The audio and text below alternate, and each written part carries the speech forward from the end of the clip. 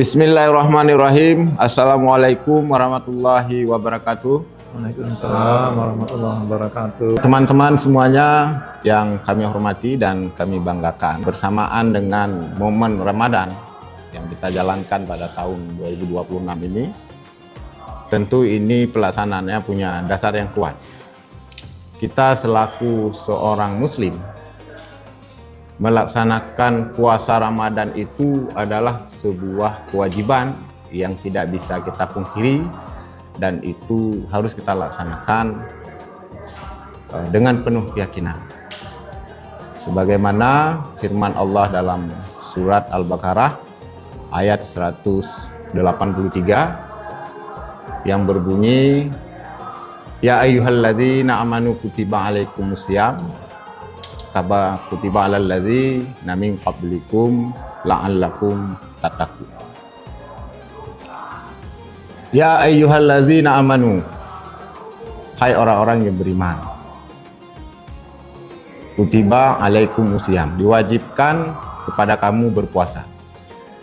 Kama kutiba alal ladzi, sebagaimana diwajibkan atas orang-orang sebelum kamu. La'allakum tattaqun, supaya kita semua bertakwa. Ketakwaan itu bukan hanya persoalan hablum minallah atau hubungan antara manusia dengan Allah semata, tetapi juga meliputi hubungan hablum minan nas, hubungan manusia dengan manusia.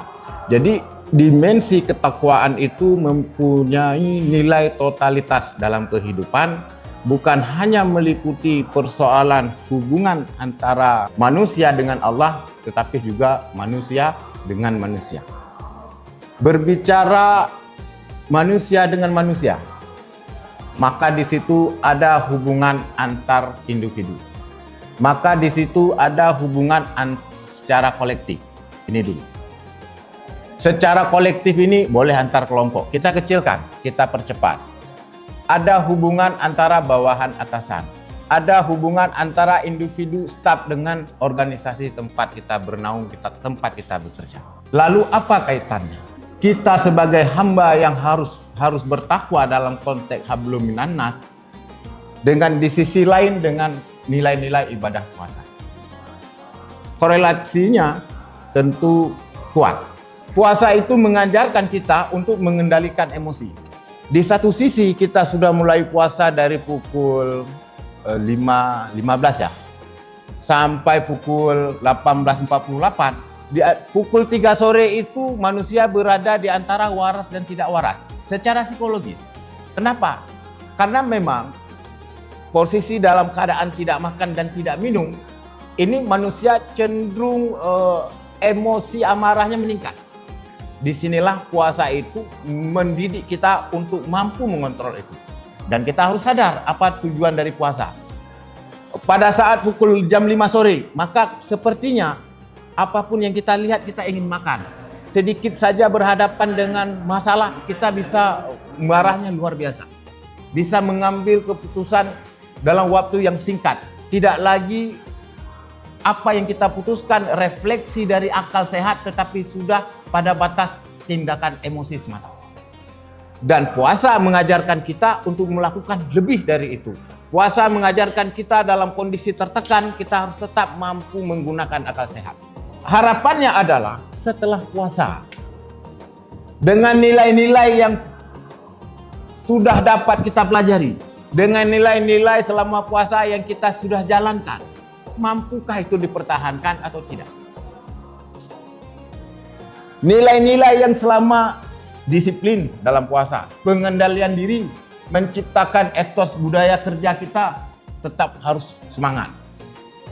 Kemudian solidaritas, apakah nilai-nilai itu mampu kita bawa pasca pelaksanaan puasa Ramadan, khususnya di dalam lingkungan kerja kita dan di dalam lingkungan masyarakat serta lingkungan keluarga. Kita fokus. Bawaslu sangat mengharapkan nilai-nilai yang sudah dicapai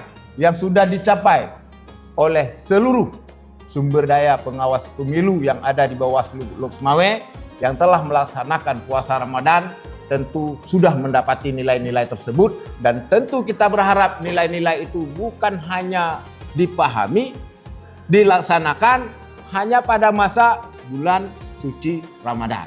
Tetapi setelah itu, nilai itu harus menjadi bagian dari karakter, perilaku, sikap, dan tindakan kita sehari-hari.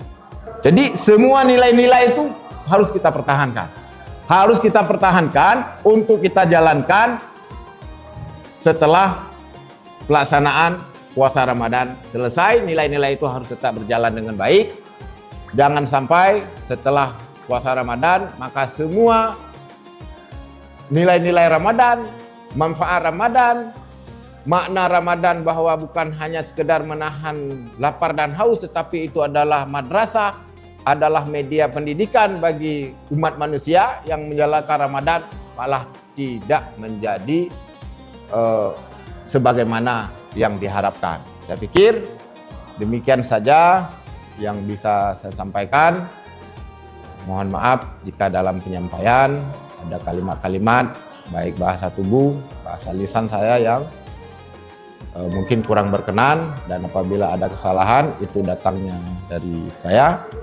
Tentu jika ada kebaikan itu adalah punya Allah Subhanahu wa taala, dan itu adalah milik Allah Subhanahu wa taala.